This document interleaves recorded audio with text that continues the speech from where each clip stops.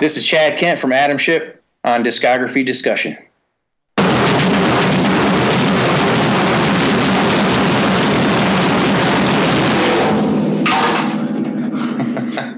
Discography Discussion and discussmetal.com present our interview with Chad Kent of Atomship, recorded on September 3rd, 2017.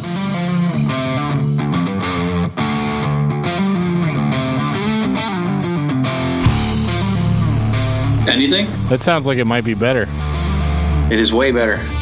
Chaos AD. That's awesome. Hey. Sweet. Oh my God. Finally. So how are you, man? I'm good. How are you guys? Doing good. I'm Dan. I'm the email guy, and this is Joe. What's up, Dan? I'm Joe. Not too much. Joe? Congratulations, by the way. Oh, thank you. Thank you. Yeah. My wife was kind enough to let me come down and do this tonight. So She rules. yeah. We have the exact same kind of light in my church that I play at. That's over there to your left. Oh, I gotcha. Nice. So what's up? Not too much, man. We're talking to Chad Kent from Atomship because, hell yes. Yeah, we made no bones. Did you listen to the episode that we did? I have heard bits and pieces of it. I gotcha. Yeah, I wasn't on that episode, strangely enough. Well, actually, I was. It's funny. I was out of town whenever they recorded that, and I was so pissed off when they did the episode that I ended up calling in, I think, 10 minutes later and giving my thoughts. So, dude, what's been going on for like the past 13 years? Because you have been hard as hell to find. Well, what's happened was some political things happened making the second record, and I made the choice to step away from it. It just was not fulfilling, and Nathan was let go of the band before I was came to that decision to go, and it just wasn't the same once he was gone. And so then after that, life happens. I was in another band called Castle Bravo, and we were writing some pretty progressive, pretty cool music. And then one of the main members, owned a logging company, and he had to start going on the road a lot, so that kind of fizzled out. And and then just more life. And then just recently, we all decided, actually last summer, the three of us had talked about bringing Atomship back, and it just never materialized. Work schedules, where the singer was living, it just didn't work out. And then finally this spring, Joey and Roy and myself, and we had finally decided that, we've been too long to not at least honor the memory of Nathan, so his brother, Jared Slade, he stepped up to the plate and learned the songs, and he even found Nathan's old equipment and his MIDI board so we could match the sounds, and we did it. So we just put our noses to the grindstone and brought all the material back and polished it all off, and we did a show in Jackson. Then we did one locally July 22nd to a crowd of over 400, and we didn't really advertise or anything. It was just, word of mouth and the following we have on the coast. And, a bunch of our fans showed up. We had people from out of state showing up, and it was really cool. So, Well, if I had known about it, I would have been there. Oh, yeah, we would have made the drive for sure. Despite the 7 or 8 hour drive, it would have been a zero questions asked. Atomship is returning. Time to get in the car, Joe. I admit I forgot pretty much every question I possibly wanted to ask you, so I'm just going to shoot from the hip a little bit and say, sure. I'm going to get the fanboy question right out of the way so that my brother will stab me in the back. How does it feel to be the greatest drummer in the fucking world? Seriously. Yeah, I wish that was the case, man. I appreciate it though, but all right, now that I got that one out of the way, what is the deal with the slanted kit, man? Because you play that kit that's slanted back towards you, and I've never understood why. Okay, well, I've always looked for ways to, make drumming a little more efficient. And before I got that frame, a drummer that I became interested in, his name's Akira Jimbo, And I noticed that with his kit, he had shoved everything in as tight as you possibly could with a standard kit that sits on the floor. And so I mimicked his setup, and lo and behold, I was like, wow, this is actually a lot more efficient to play, especially the fast stuff. So you don't get tired as quickly. And ergonomically, it's actually way more correct. It's easier on your body. You're not reaching as far, so the timing of the events, you're not having to go as far, use as much muscle. I mean, it just makes sense. And then I saw a local buddy of mine down here had the drum frame. And at the time, it was made by Bob Gatson, the inventor. And they were really hard to find, really rare, really expensive. But I was very intrigued by this thing. And, my buddy, he's kind of into science and stuff too. And so he was explaining the science behind it, and he let me sit down and play on it. And I was it feels really strange just by tipping everything back 15 degrees. But at the same time, I could already tell that, this was like an unbelievable invention. It was even more efficient than anything you could set up with a flat drum set. So before our first tour, I wanted to give it a shake. So I guess maybe foolishly, about 2 weeks before the first tour, I went and I bought it from him. And he gave me quite a steep discount on it. He just said it was too much headache to lug around, and he felt that I could use it, a little bit more efficiently than he could. Well, I think I practiced on it maybe 2 times, and I used to do these drum solo shows with Upstairs Downstairs in Biloxi, and it was just me and a buddy of mine, Dave Devaney, which ultimately went out on one of the tours with us as a guitar tech.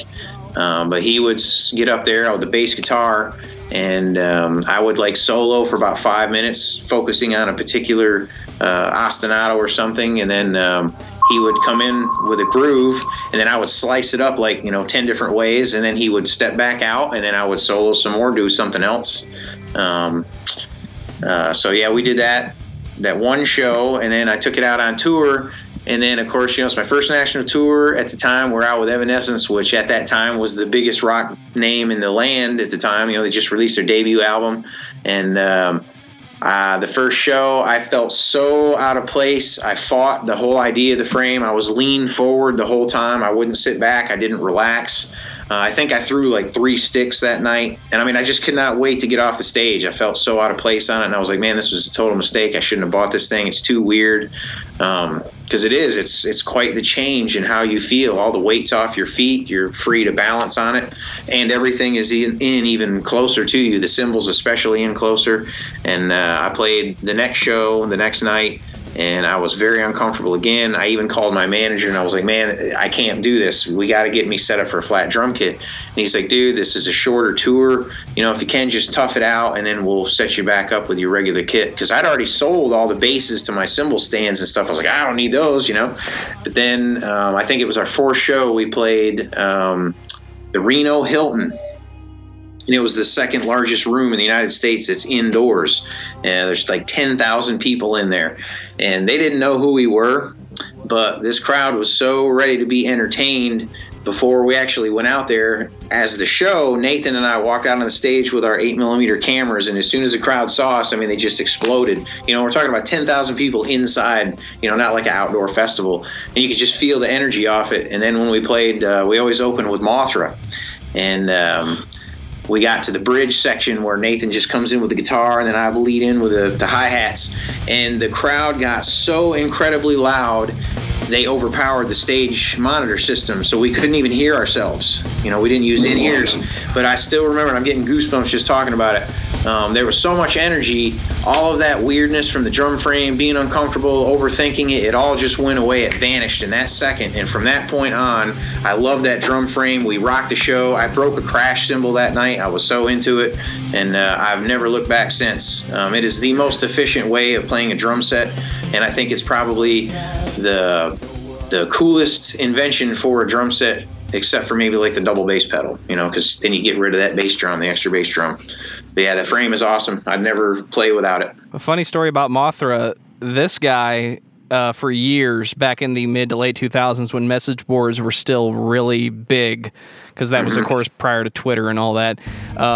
Anytime anybody would say this guy is the fastest double bass player, or this black metal band has the fastest double bass, he would just send them just a clip of Mothra and say, so this is a rock band, and he's faster than your drummer. Oh, no. Actually, if at actual beats per minute, the very end of Alien is the fastest stuff on the album. I agree. That's actually my favorite track off of the record. All right, Dan, talk about Aliens. Well, not necessarily Aliens itself, but Get on that sucker. But what I like is that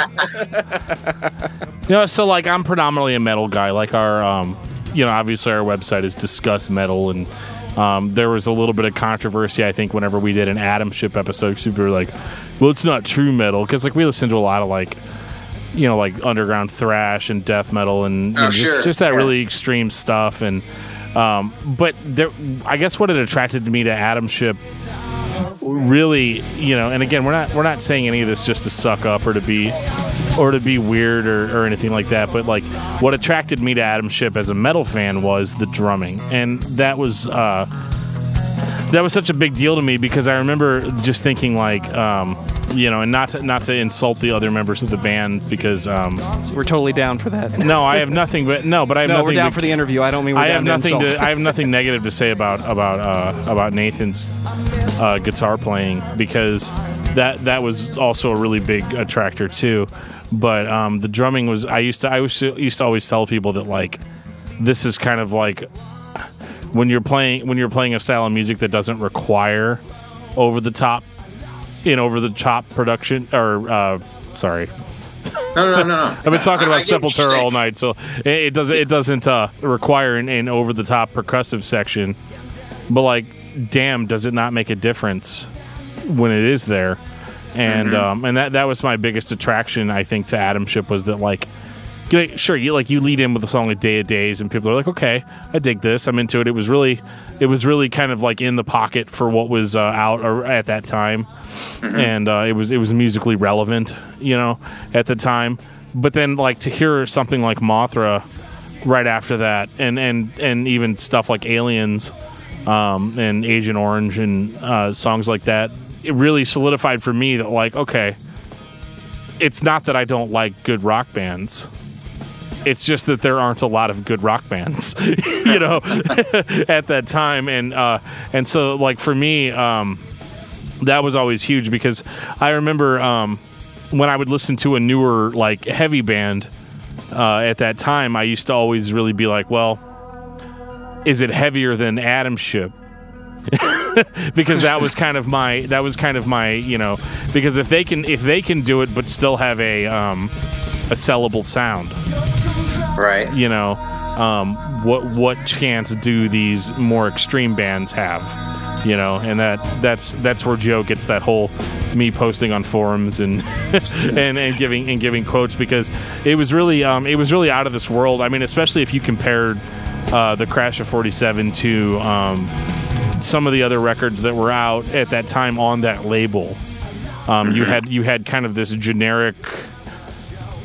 I'm not saying that the songs weren't good from some of the other bands, but they were a little bit more formulaic. Whereas you'd have, I'd say Atomship had a few formulaic songs, and those were obviously the singles. Yes. But some of the deep cuts on those records, I mean, Aliens just that song just kicks my ass, and well, actually, that's there's when we first went to Dave Fortman to cut our first demo. That was actually like a fork in the road for the band. And when Atomship formed, we had all previously been in bands where we were trying to get noticed by record labels. So we were writing, I guess you'd say catchier, simpler songs, and it just never panned out. So when we all came together, we all had the same idea that, let's write for ourselves and let's write for the musicians out there. Forget the radio crowd, right. Forget those that just want the standard 4/4 and easy to digest. Let's make some really interesting, emotional music. So when we went to Dave Fortman, the label, it kind of spoke with him a little bit, and he said, okay, so the label's asking, if we can, possibly like simplify these songs a little bit. And all three of us looked at each other, and here he is with his, gold records and platinum records in the back of the studio, and we just said, we can appreciate where that's coming from, and maybe we can, bend a little bit, but we put a lot of hard work into making these songs the way they are. So if we have to change and simplify drums and make this the standard cookie cutter stuff, then that's cool. We're going to take it somewhere else. And he said, all right, let's make a record. And so we didn't have to really do a whole lot of cutting and slicing. And Aliens is actually exactly as the three of us wrote that song.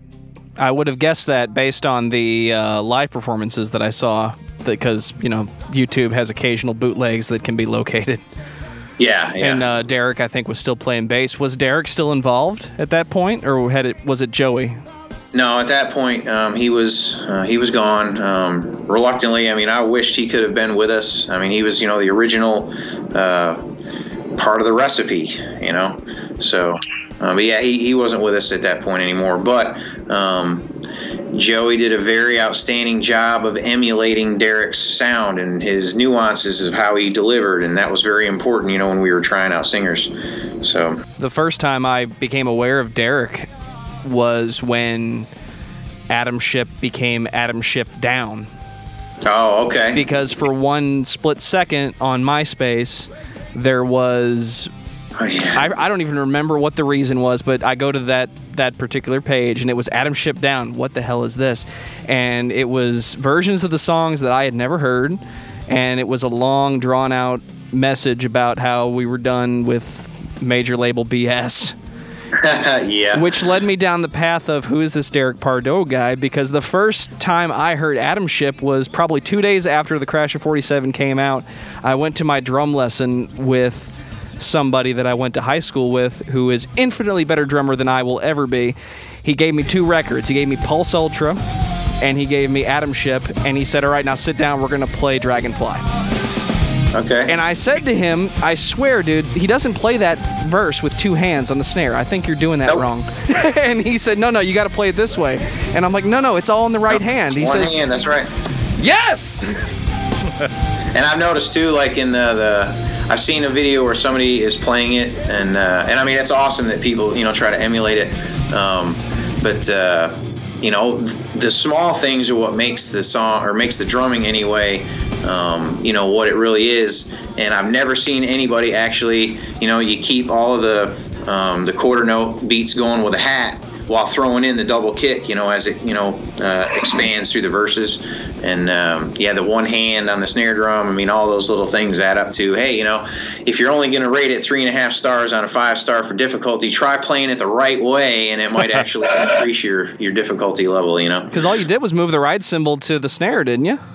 Well, yeah, I was actually trying to go for like just a straight, almost like a marching sound or something, so 16 triplets, one hand, why not? It's just different. Here you go doing math with all 4 of your limbs. Because see previous statement.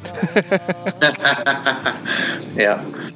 Is the common story that I've heard, and I say that because I don't remember where I read it, that the whole reason Derek wasn't involved in the record was just anxiety?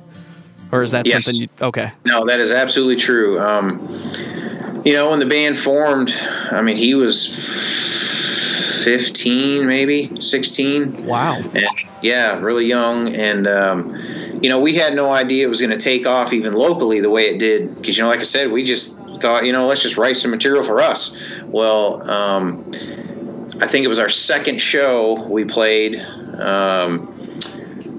What was it? Aaron Gaynor, which was AJ Fantastic, one of the local DJs here. He was the drummer for 12 Stones. Okay. Well, we didn't realize it, but he was at our show at that we played down in Biloxi, and he heard us and was really impressed with it. And like I said, we had just made a splash on the music scene, and we had a homemade demo that we made in a storage unit with one microphone hanging up. And he comes to us, it's like, man, you guys have a CD. I've got to have, our management hear this. And of course, at the time, they were being managed by Kenny Vest, which, he's the man. He was director of Triad Broadcasting for the radio stations here. He helped discover 3 Doors Down. And, he discovered 12 Stones, got them signed to Wind Up. So, of course, we're like, oh, my word, I don't know if we want to give you our CD because it's horrible. And he said, no, let me just have it. Kenny will read between the lines. And we're like, Kenny? He was like, yeah, Kenny Best. I want to give it to him and let him hear it. So we just couldn't believe it. Well, like 2 or 3 days later, Kenny Best called us and he said that he wanted to have a meeting with us. And so we went and met, and he wanted to manage us. We were blown away. I mean, we hadn't played even 2 weekends, 3 weekends on the Gulf Coast, and now we have the biggest manager there. He wants us. So then after that, with Kenny's connections, it was just weeks later we were playing a show with 12 Stones, and then a few weeks after that we were playing at the House of Blues in New Orleans, which locally that is the place to play. We were expanding so fast, Derek didn't know what to take of it, and he started to slowly develop this agoraphobia. And as time went on, the bigger our name got, the worse it got, his agoraphobia. It was crazy how the two went hand in hand. It was almost like it just happened too fast for him. And by the time, we had been on the coast maybe 6 months, then the local radio stations every year, they do this Battle of the Bands thing. Well, we thought for sure, we're going to do that and we're going to smoke everybody around here because, that was the buzz in the music community was, there was no band around here that could touch us. And our manager said, no, you're not doing that. You're not doing some competition. And we were a little upset at first, but then a week later we found out the reason why he didn't want us to do it was because the winners of the Battle of the Bands got to open for us at a big show that Triad was, putting on. So, that was the prize. And there was tons of folks, wanted to do it. And then at that point, Derek realized, wow, we're really popular, and the labels started talking to us. And then he just he couldn't take it all. And when we went to fly to New York City, he made it to the tunnel to get on the plane, and he locked up, and it was deer caught in the headlights. And they held the plane for 20 minutes, and he just couldn't do it. And then after that, he was pretty much a prisoner in his own home for years and years. But then he eventually got over it. Now he runs his own business, and actually 2 businesses, and he's pretty much licked that problem that he had. He's still making music, isn't he? I think it's been a little while since he made any. He and I were working on the Watership Down project, but then when the Atomship thing formed, he wasn't very happy about it, and he pulled the plug on Watership Down. I was surprised the first time I heard "Come Back," because I know you were doing it independent, but I was still surprised to hear that. Well, obviously the vocals were auto-tuned, but I gave it 2 or 3 minutes, and I said, okay, I think I understand what he's going for. Yeah, the auto-tune was like an experiment. He hadn't done anything like that, and we were just trying to do something a little different, and that song actually had a lot of relevance to me because I had just found myself separated from my ex-wife, and that was definitely an outlet. It was really meant something. I hadn't played, I think 2 or 3 weeks before that song was recorded. I was on a training ride on my bike because I raced mountain bikes, and I got hit by a car. And you can't see it in the video, but I'm actually wearing a TENS unit and everything while I'm playing. And that was the first time I played since I got hit. And Derek was just like, dude, he said, I know you're really hurting from your separation and now this crash thing. Why don't you sit down and jam to some drums? And so we just kind of collaborated on what I'd gone through with her and the feelings I had. And he just, boom, like that. He comes up with these lyrics. The melodies are there, and then I lay the drum tracks down, and there was, it's one of my favorite songs that I've done with him as far as the ballads go. So this, you don't have to answer this if you don't want to, but there was a, I guess what I wondered whenever I had first discovered that Atomship was a thing again. I guess my question was, what was the decision for going with Joey versus Derek?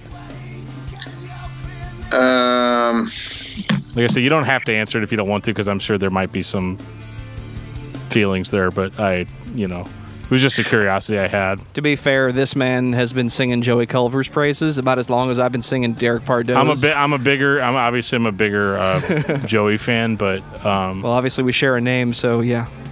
Well, each musician has their own, unique quality, that makes them what they are.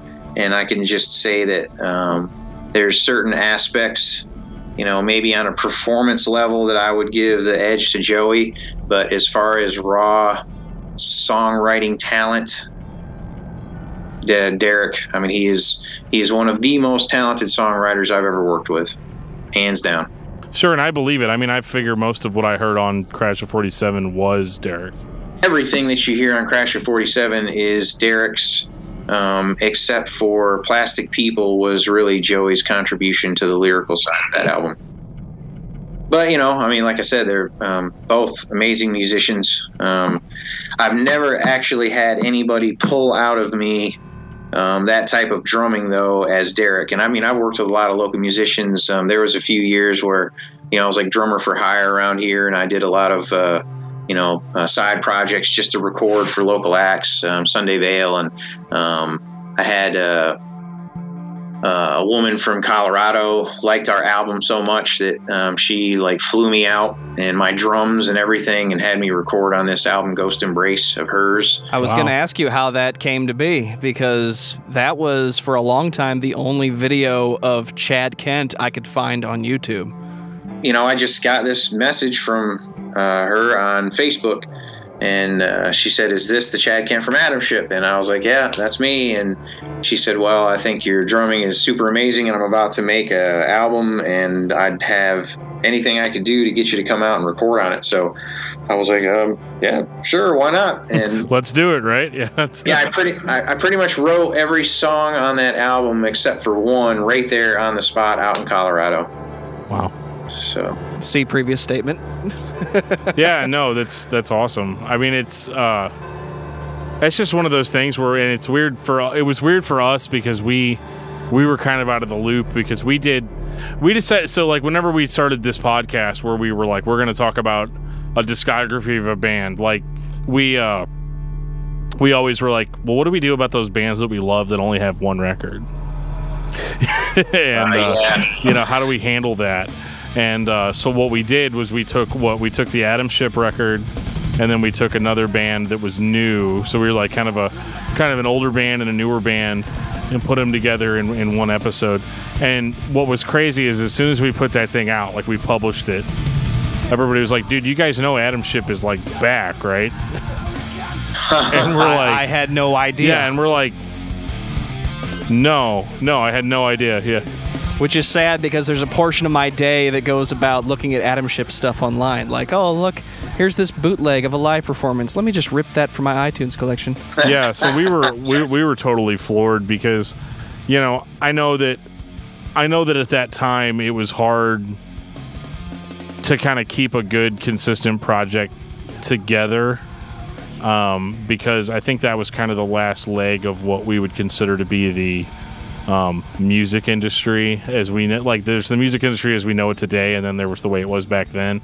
And yes. Back then it was very much still very old school, in the sense of like, okay, you can do what you want to do on this record, but we need at least 2 singles, or we need, you know, we need that song that we can make a video for, you know.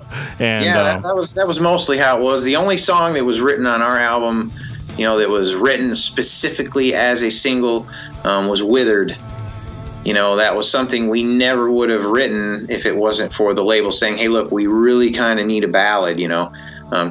We all were kind of mumbling about even doing that song, because that's not really who, you know, we were as a band. But and it's kind of funny, because that's the song that the label thought would just take us to new heights, when in reality, once they released that out to the, you know, the DJs and stuff, that's when they kind of turned their backs on us. If I was a record exec, it would have been Time for People, 100%. Oh yeah, anything other than Withered, in my opinion. Yeah. Well, Time for People was one of those, like, everybody was really into bands that had kind of fucked up lyrics. And so I think a song like Time for People, it's got that hook to it.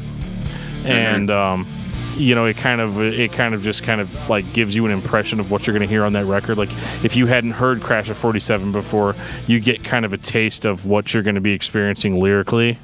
And I think that was huge, because, like, yeah, like you said with Withered, it was kind of like a little out of place.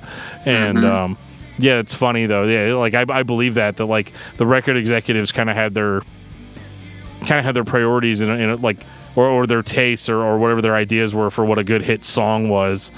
You know, what they're basing that off of is previous hit songs that they had years before. But the average fan of that type of music doesn't care what was popular a year ago. Exactly. You know, yeah, Pencil Fight did way better on the rock charts than Withered did. That was the one that had the video, wasn't it? Mm-hmm. Yes. Yeah, and that's also originally we were going to do. The band had a completely different vision of the video for that. And leading right up until about a month before we actually shot the video, everybody at the label was excited about our idea. It was basically going to be a claymation, and at key parts of the musical performance, we'd actually show the band members playing. And like the whole end of the video was going to be just the band playing. But then last minute, then we get this call from the label, from the A&R that ultimately sank the band also.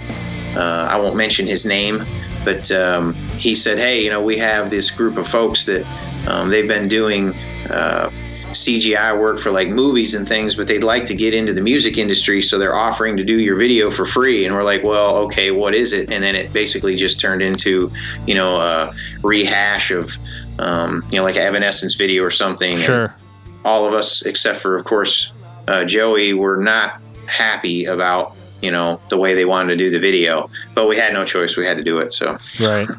We just talked to a singer from a band, the band Project 86. We talked to him a week ago, and then he was kind of describing a very similar around the same time experience of, it's almost like everybody having their hand in your bucket, so to speak. Mm-hmm. You know, everybody making your decisions for you versus what you guys really wanted to do as a band, and that's, you know, that's sad. You know, it sucks that that good music was kind of limited in such a way that, you know, they wanted to take what you guys had that you were proud of and make it basically ultimately unpalatable for people that, you know, really wanted to get into it.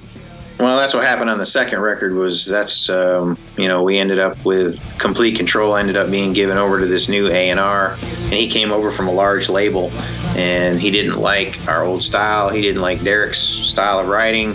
Didn't want heavy music. He just wanted to make standard old, you know, bubblegum rock, cookie cutter stuff. And or is what we would call butt rock now. Exactly. Yeah. Yep. So then that's when the songwriting got handed over to Bob Marlette and Rick Beato, and they pretty much single-handedly wrote the songs on the album. Wow. Yeah, is that why it never saw the light of day? Well, no, actually what it was me and Nathan tried to stand up to this decision, and, you know, we let the label know, hey, you know, we specifically had a clause in our contract because we knew this would eventually come up, just we didn't think so soon, and we were given final say and all creative control of the material. And this new A&R said, well, basically, we own you, and if you don't want to do what we want you to do, we're just going to tear up your contract. So, and that's what they did. They tanked Atomship, and then that's what became Papercut Massacre. And that's why that album sounds completely different than anything Atomship. The only song on that album that made it on that album that me and Nathan and Derek had hand in writing was Left for Dead. I gotcha. And that's why that song sounds so similar, because I remember hearing that song and thinking, okay, yes. I remember, like, as a fan being like, this might be okay.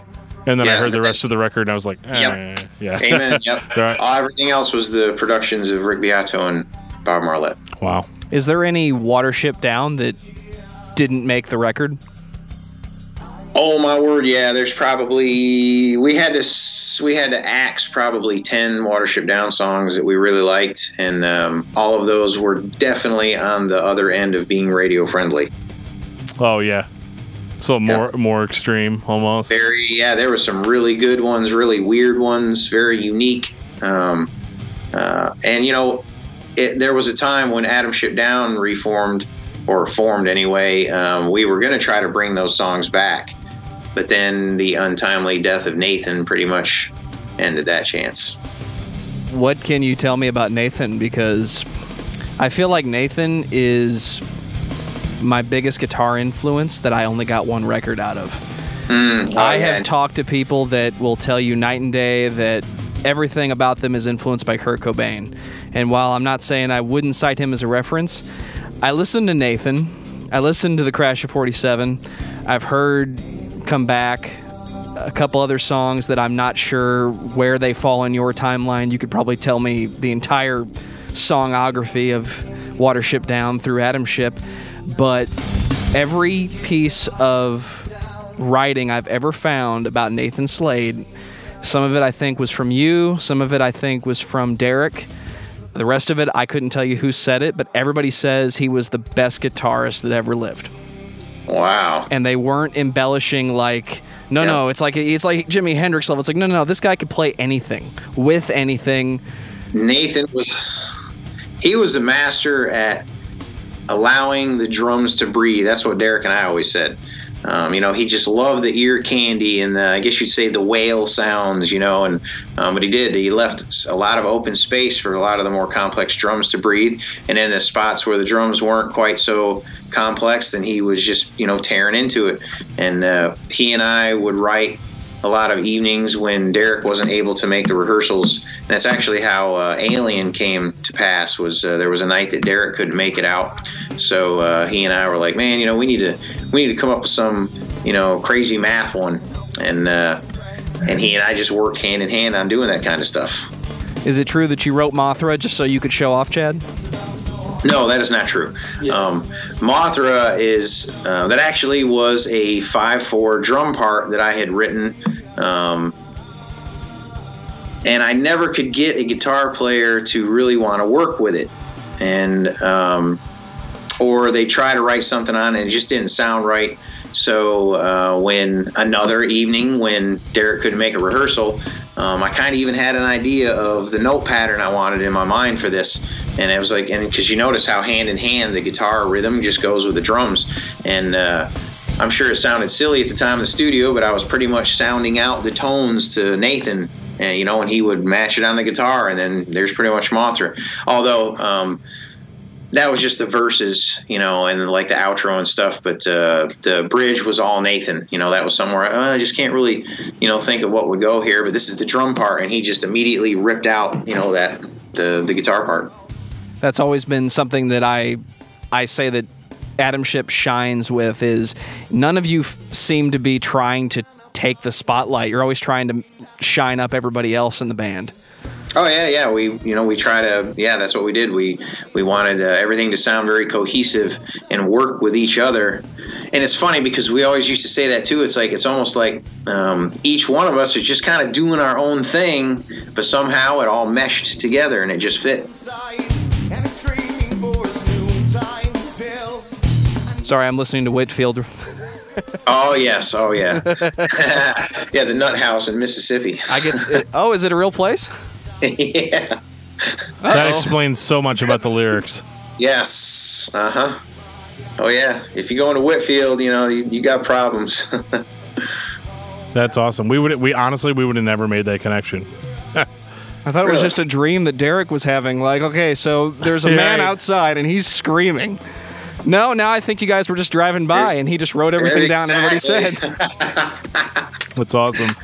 Yeah, that was one of those tunes that, some of the shows that we did, some of the smaller tours we did, the crowd's just there to see the headliner and, who's Atomship, they know who we are.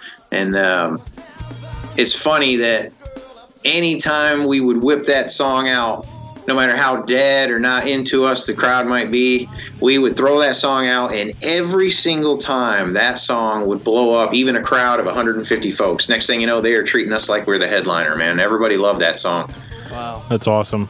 And we never saw that coming, Now that you guys are back, it sounds generic, but what are the actual plans for the band?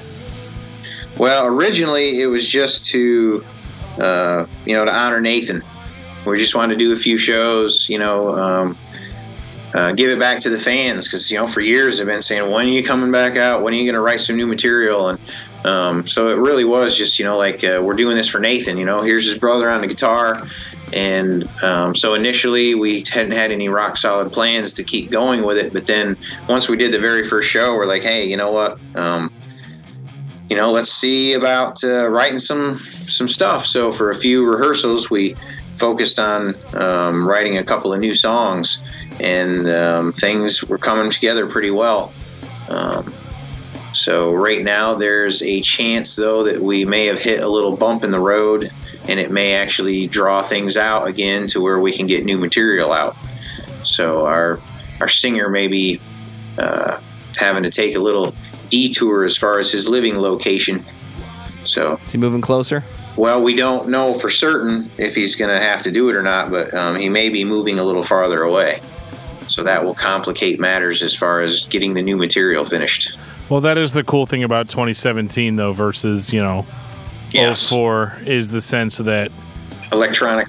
Well, yeah, and music has been taken back by the artist, in the sense that, like, back in 04, the best you could do is get signed to a label, right? It was like, put out your demos, play as many shows as you can, try to get on with bigger bands and stuff. But, in 2017, it's like, okay, we already have this established fan base, because I'm sure the reaction to the return was probably greater than anticipated. It was, we were expecting maybe 250 at that show in Ocean Springs, and I mean, it was almost double that. So, and the crowd response that we got was just outstanding. I mean, it was a really, really fantastic night. Yeah. So, I mean, it's one of those things where, you have that you already had, you're one of the lucky ones in that you actually have that fan base built in.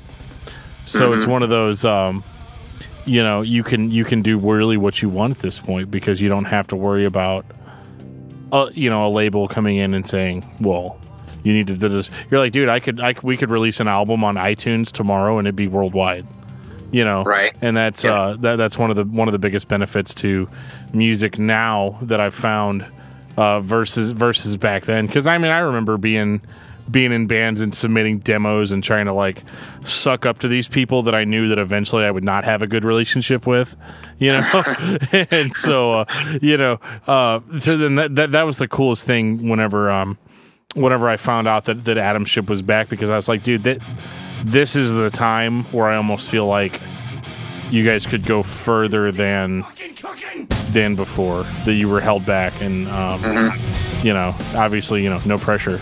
But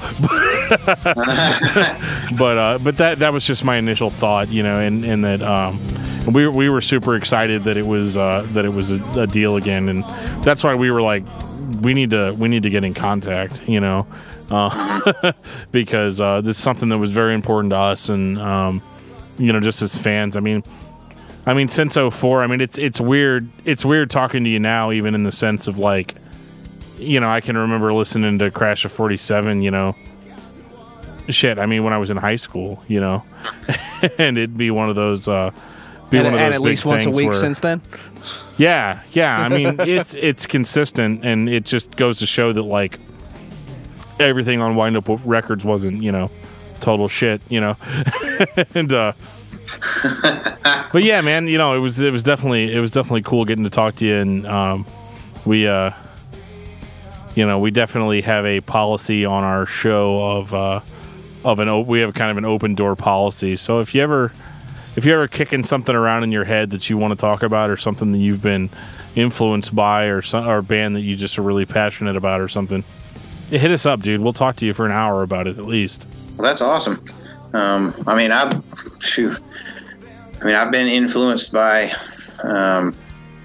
as a drummer, probably like Matt Cameron's one of my big influences. Soundgarden, super awesome drummer. As far as when I was younger, anyway. And then as I got a little bit more mature, Danny Carey, definitely from Tool, one of my biggest influences. And I know he's a lot more straightforward drummer, and when I was growing up, I was kind of limited as to what music was allowed in my house. So I grew up in a Christian household, so I get it. Yeah. Robert, what was it? Robert Sweet from Stryper. Mm-hmm. Good drummer, though. Yeah. Solid. Oh yeah, super. Do you ever listen to a Christian metal band called Tourniquet? No.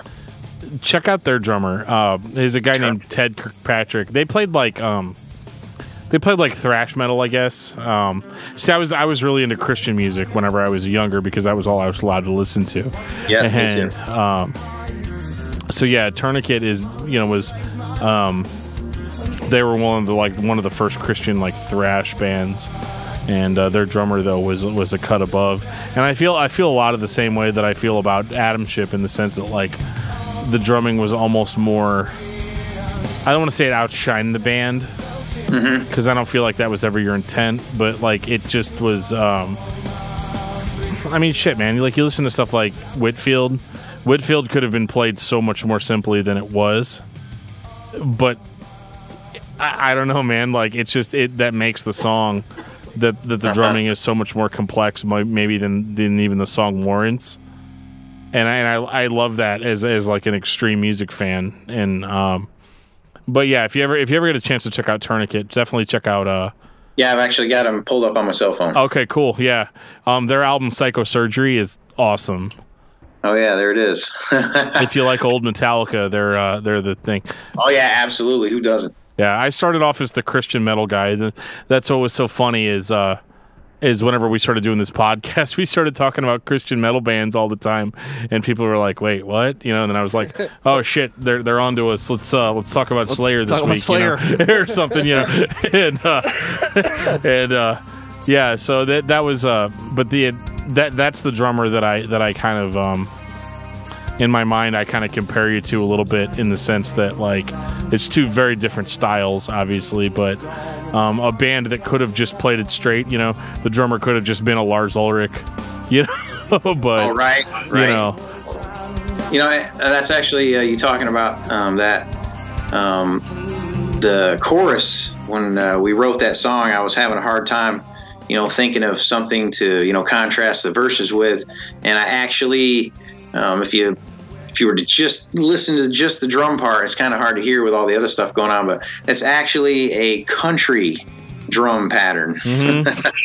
But it's just sped up a little bit and put the heavy music behind it, and you'd never know. Now, did you have a background in extreme heavy music, or was like the fast double bass and stuff, like the blast beat? Was that like just something that came to you naturally, or did you have like a no, it just came naturally. At that time of my life, I wasn't really listening to a lot of like metal. When all that stuff was written was actually 3 years before the album came out. Okay.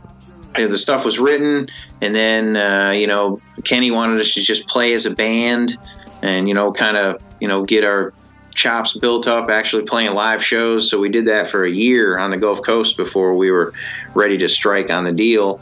And then when that all came down with Derek, there was a year between when Derek couldn't go on with us until we found Joey, and then got the ball rolling with the labels again.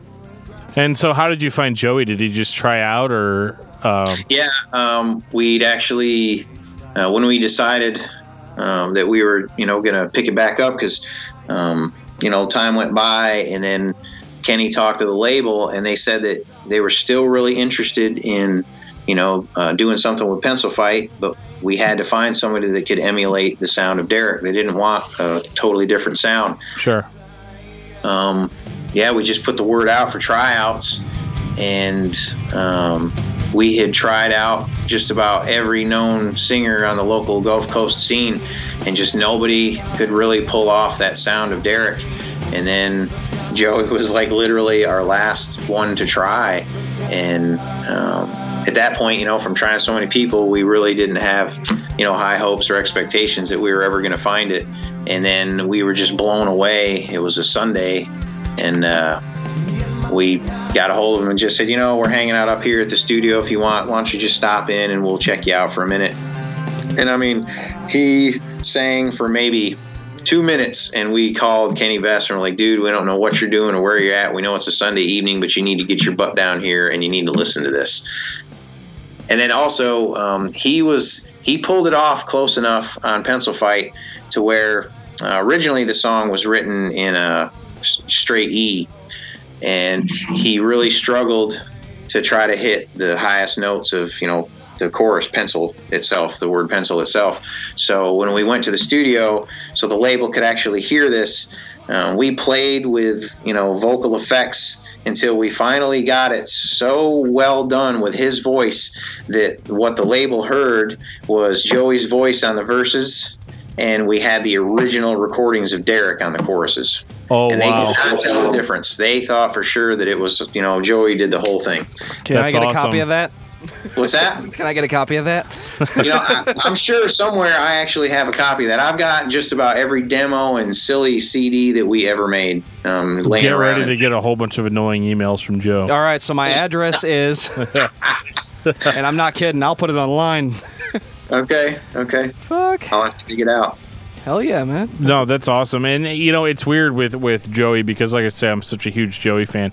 And, dude, it's weird, too, that I like that because, dude, most of the stuff I listen to is, like, all screamed, guttural vocal. Right. But I do have an appreciation for dudes that can actually sing. And Joey was, to me, quintessential as far as the sound of the band went. And it's weird, too, because whenever I found out later that, like, no, dude, all this shit was already written, you know? And Joey kind of came in and basically just owned it, you know?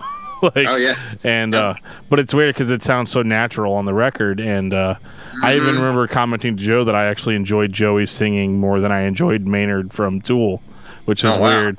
Which I didn't know how to take at the time, and I still kind of don't. Dude, it's not that Maynard's, like, bad. I'm not saying that Maynard's bad and Joey's great, but, like, it just, as far as me as a person and my personal preference for what I like to hear from a singer, Joey had it all. And so when I found out that you guys were actually going to do stuff with Joey again, I was very excited.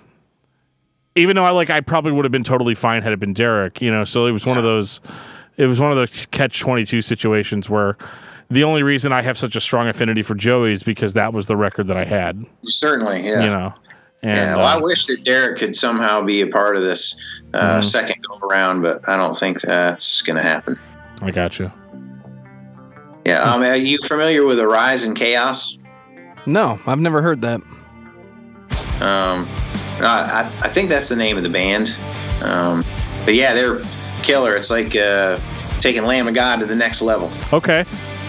Well, we will become familiar. That's what we do on our show. So yeah, it's and it's funny how I found them. There was a video on Facebook, and it was promoting one of their songs. It wasn't the whole song. It was like a 2-minute snippet, and it was actually this crazy metal song played over video footage of different selections of cats. Hilarious. Nice. Yeah, The Divine. That's the name of the song, The Divine. Okay. So, yeah, you'll have to, watch the, the actual official music video first, and then watch the Cat Thrash Fever, The Divine by Rising Chaos, and it is absolutely hilarious. We'll check it out. Listening to it right now, actually. Sounds right up my alley. So awesome. Yeah, I absolutely love that song. It's probably my favorite song that they do. So, am I correct in assuming that if we ever decided to do an episode on Stryper, that Chad Kent would be the first person for us to call?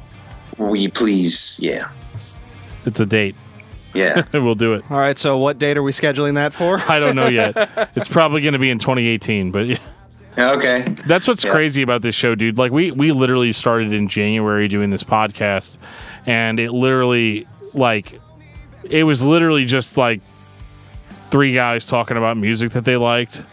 And then we had a band contact us out of nowhere and want to talk to us, and then we just started being like, well, who else can we get to talk to us? And that's we kind of got this weird taste in our mouth for talking to people that we listened to in the past and people that are current. And when we got an email actually from we got an email from a fan of yours after we did the Atomship, because we did the Atomship episode, and we kind of just thought, Corey Robertson, right? Yes. Corey. Love that guy. He was actually the guitar player in that band Castle Bravo that I was in for a couple of years. Okay. Yeah, Great guy. Yeah, he was great, dude. He sends us an email and he's like, "I listened to your Atomship episode," and we're like, "Really?" Because we got a lot of shit for doing that, and but it was one of those things where we were, we always felt like, even though we have this like super metal persona or whatever, we were just like, dude, I want to introduce people to music that we think is good and is solid, and we always wanted to talk about Atomship, but we could never find the right context. Some guy named Scott Chance also. Yeah, Scott Chance. Oh, wow. Yeah, he hit us up on Twitter, and so it was crazy the response that we got to doing that episode. We couldn't even believe it, and then Corey starts emailing us, and he's like, dude, he's like, I could just ask Chad to talk to you guys, and we were like, all right, cool, and because we get that sometimes all the time, and then we never hear anything back from it, and then like literally the next day we get an email, and it's like, all right, dude, this it's is me, awesome, yeah, Chad Kent. How's it going? yeah.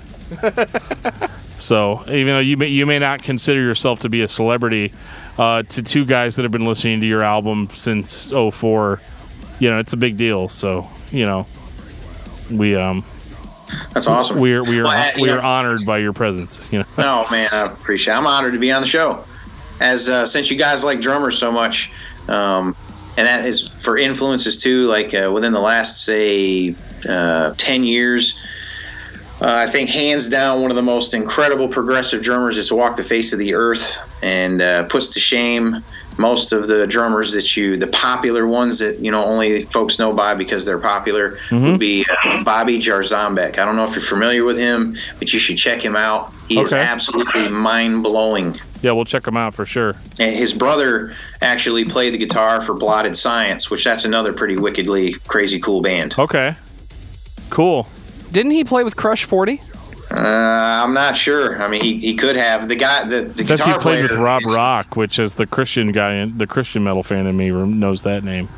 Okay, but his brother, the guitar player, is Rob Jarzambek. Amazing guitar player too. Absolutely incredible. We will definitely check it out. Yeah, dude, that's awesome. Like one of our it'll give me an excuse to listen to anything other than Dream Theater, which is the next big band we're going to be talking about. Oh wow! And we're talking about him with John Drake. Yeah, we're talking about Dream Theater, and I'm not like the biggest fan of like super like up its own butt music. And Dream Theater is definitely the epitome of that. But I'm going to listen to him and give him a fair shake. When are you guys coming back to St. Louis? Wow. Well, you definitely have somewhere to sleep if that's Well, I got your contact now. The next time I head up that way, I'll definitely get a hold of you. Shit. Yeah, for sure. Maybe that's when we'll do that Stryper episode. Nice, yeah. There you go. That's awesome. I was surprised when you said I'm thinking about coming to St. Louis. I'm like, why? No. I just I love to drive. Yeah, I've been into cars my whole life. I got a twin turbo Mach 1. Nice. Yeah. So you could have got here in no time. Yeah. Yeah. As long as I didn't get picked up for speeding. Well, our whole thing was I was like, well, shit, I'm having this baby in forever, and so we were sure that like if we were like, yeah, dude, drive down on this day, we were gonna be like.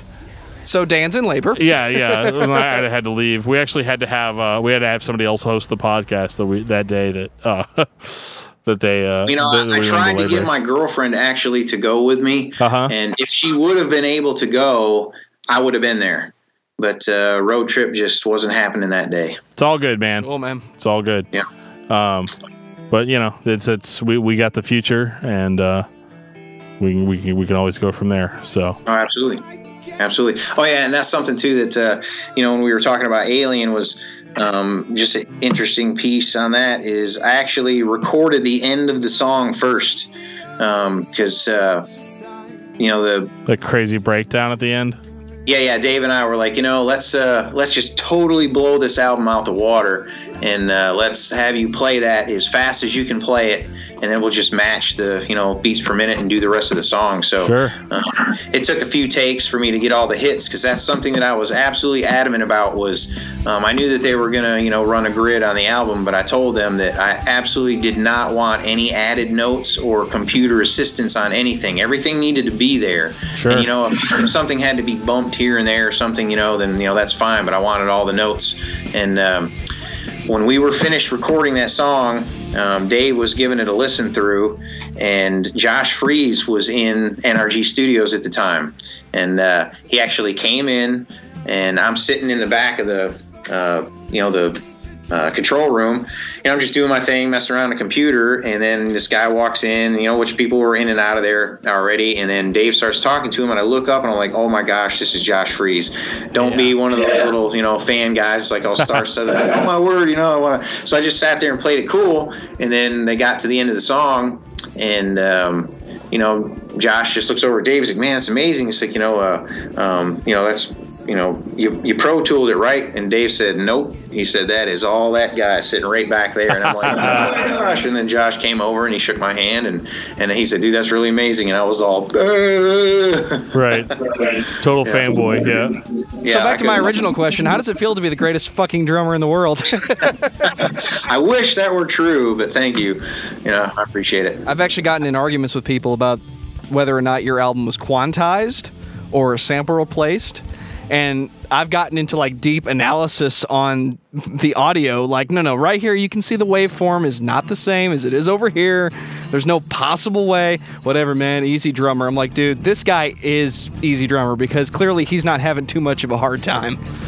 Well, like I said, we really strive to make it as live as it could be, and actually some of the fills that I did, it might have just been the engineer was having difficulty with it, but when he would try to quantize some of the things, it would completely mess up the drum fills.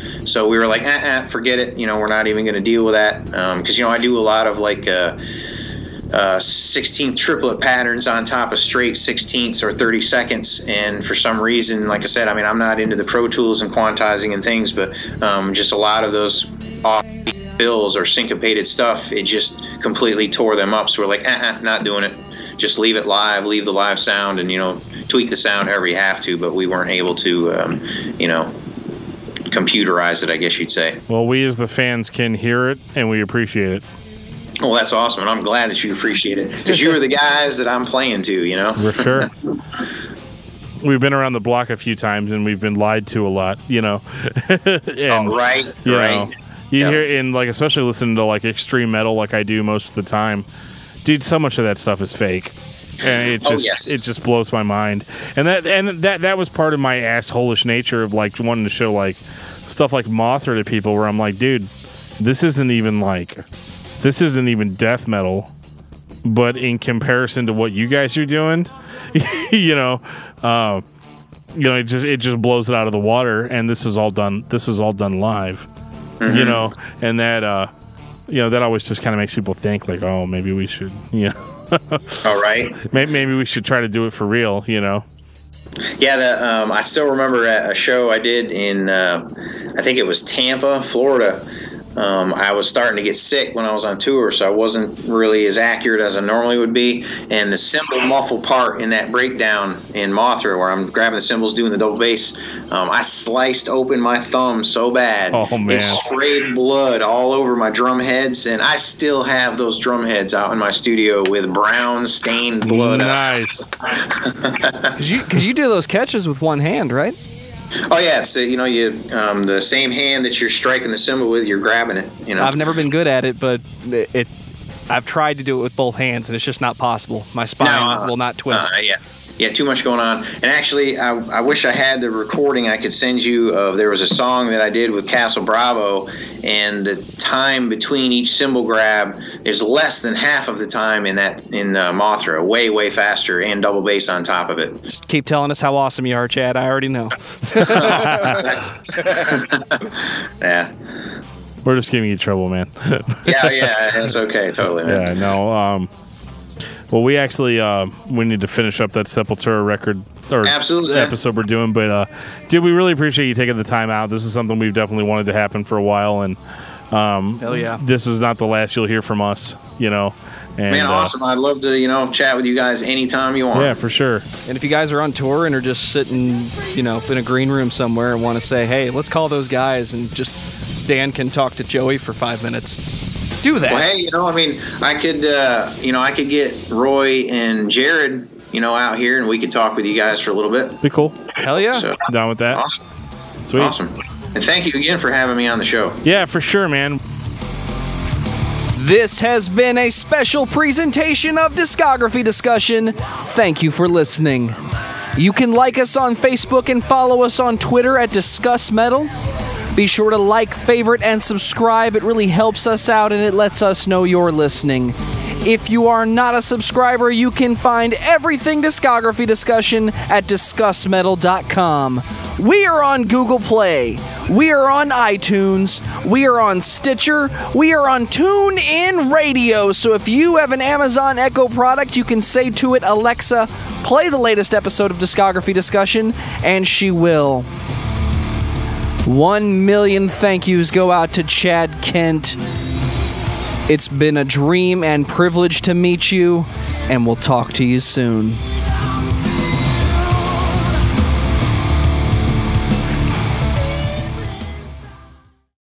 Do one more because it broke up in the middle.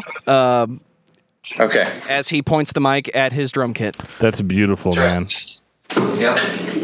This is Chad Kent from Discography from Atomship. Oh man, this is Chad Kent from Atomship on Discography Discussion.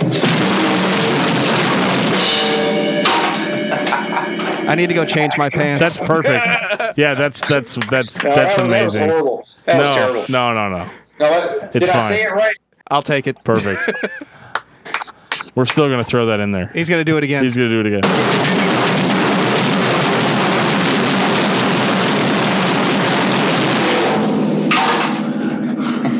Don't you love recording full set of drums over a webcam? That's awesome, dude. Oh, yeah, I'm sure my neighbors just hate my guts right now.